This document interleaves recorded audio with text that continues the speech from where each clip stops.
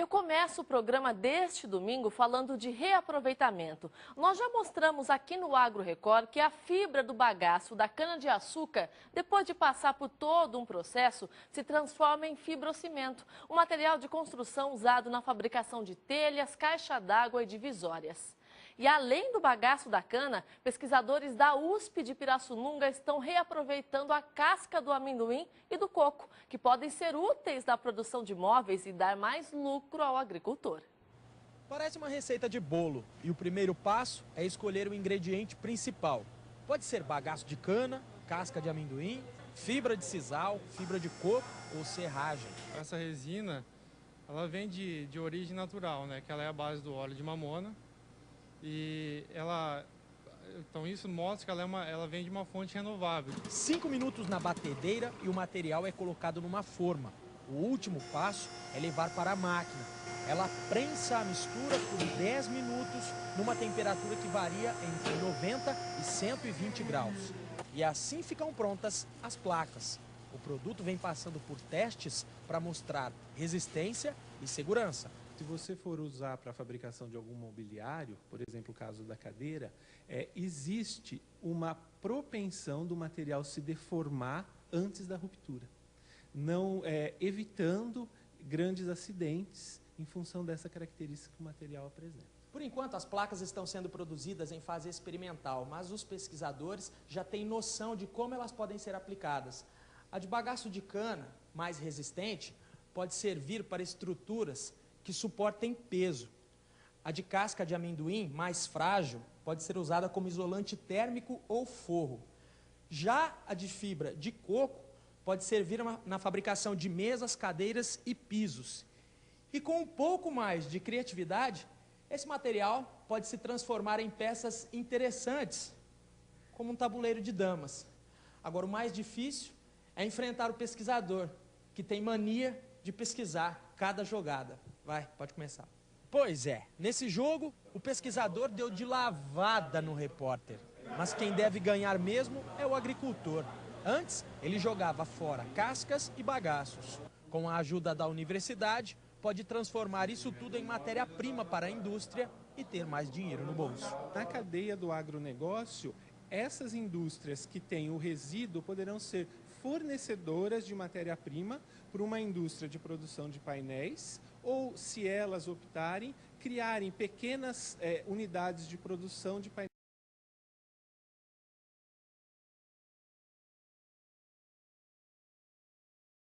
Uma pesquisa desenvolvida pela USP de Pirassununga transforma bagaço de cana em cimento. A ideia agora é testar a resistência do material em estruturas mais complexas, como pisos e paredes. Além de ajudar o meio ambiente, a invenção pode baratear os custos da construção civil. O bagaço da cana chega da usina misturado com os detritos e passa por 2 processos. Em um deles, ele é peneirado, lavado e depois vai para a estufa, onde fica secando durante 24 horas a uma temperatura de 105 graus. O que sobra é essa fibra, parecida com uma palha. No outro, o bagaço da usina vai direto para o forno e fica queimando durante um dia inteiro. A temperatura chega a 800 graus. Uma passada pelo moedor e o que se obtém é a cinza do bagaço. 2 produtos que irão compor uma mistura junto com outros materiais. Temos aqui o cimento, o calcário, a polpa, a fibra e a cinza, como você mencionou, a água e esses aditivos que ajudam no processo da extrusão. A gente vai fazer toda a mistura dessa matéria-prima no misturador e para a gente obter o fibrocimento. Em poucos minutos está pronta a massa. Falta agora definir o formato da peça. E o produto final de todo esse processo é esse aqui, ó. Olha só, por enquanto, parece uma massinha de modelar. Mas isso aqui vai passar por um processo de secagem durante 28 dias, né, Ronaldo? Exatamente. 28 dias e para se transformar realmente no fibrocimento.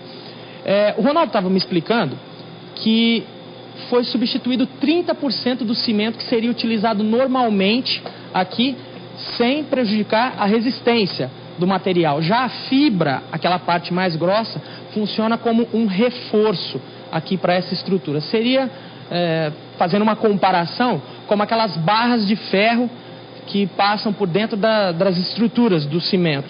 Agora, Ronaldo, explica pra gente quais foram os materiais produzidos aqui no laboratório com esse fibrocimento aqui. Então, o material produzido com esse material foram telhas, divisórias, painéis, mas tudo em escala laboratorial ainda. Não foram utilizados ainda em escala industrial. É apenas um teste ainda. E pelas primeiras observações, o que vocês puderam constatar com esses materiais, essas peças produzidas aqui com fibrocimento? Então, esses materiais, eles mostraram assim, uma boa resistência e os resultados foram similares à produção industrial. É uma visão mais abrangente da sustentabilidade da agroindústria, ou seja, de dar uma destinação a todos aqueles que seriam resíduos, mas que agora já são valorizados, do ponto de vista que eles se tornam uma matéria-prima, agregam valor de não contaminar, né, o ambiente e, além disso, de gerar um benefício, ou seja, um diferencial positivo.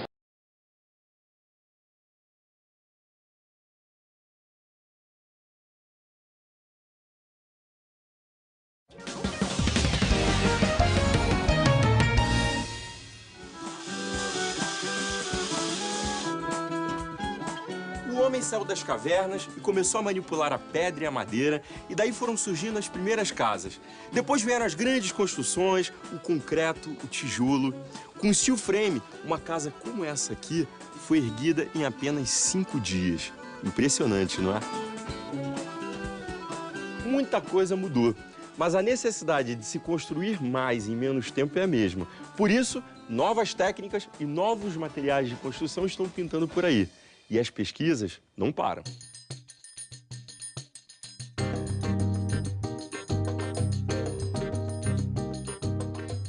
Eu estou em Pirassununga, no campus da Universidade de São Paulo, a maior universidade pública brasileira e uma das mais conceituadas no mundo todo.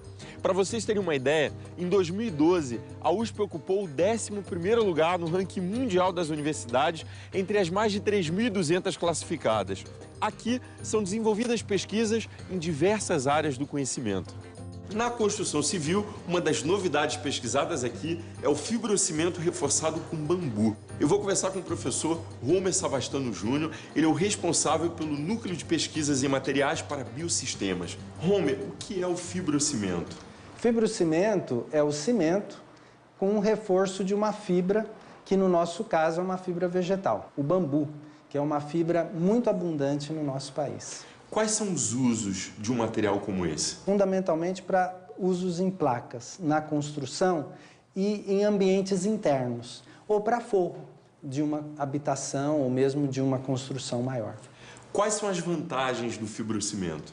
Então, a principal vantagem do fibrocimento, quando utilizado em placas, ele pode absorver bastante energia, ou seja, ele pode se deformar bastante. Então, a fibra colocada, misturada dentro do cimento, ela vai absorver essa energia do impacto e, com isso, dar essa resistência, esse atributo, vamos chamar assim, adicional ao cimento.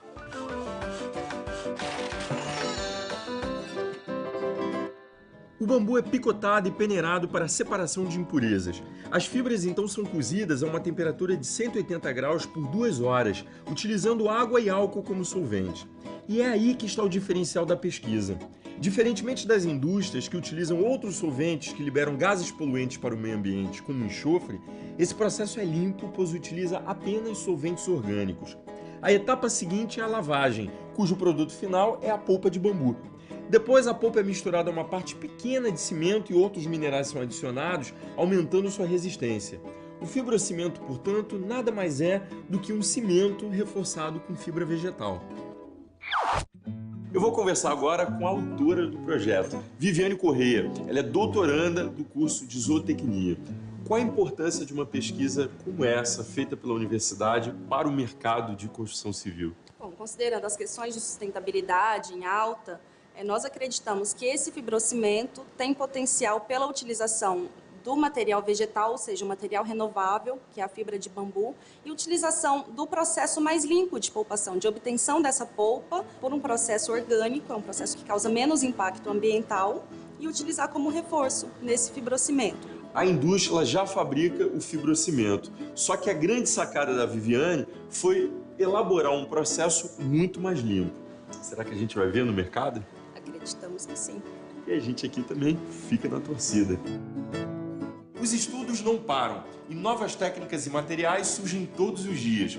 Um grupo formado por 4 pesquisadores do Instituto Nacional de Pesquisas da Amazônia inventou um tijolo diferente, um tijolo vegetal. Você já ouviu falar?